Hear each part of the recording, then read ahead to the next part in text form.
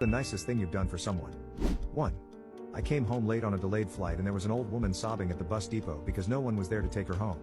This was in the middle of a bad snowstorm at 1 a.m., so no one wanted to drive.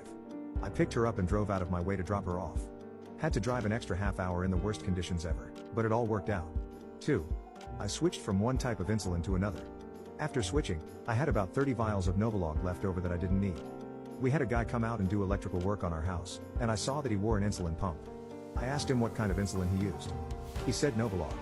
I asked him if he wanted my leftover, non-expired, still sealed vials. He said sure. I imagined he was thinking that it was going to be only a few. I loaded them all up into a Walmart bag and gave them to him. I don't know if he had to pay out of pocket or anything for his, but even if he did, the total cost to him for it could have well exceeded $1,500 in just co-pays alone. He was nearly in tears when I told him to keep it all. 3. Knew someone at school who was raised by a single parent. Said parent develops cancer.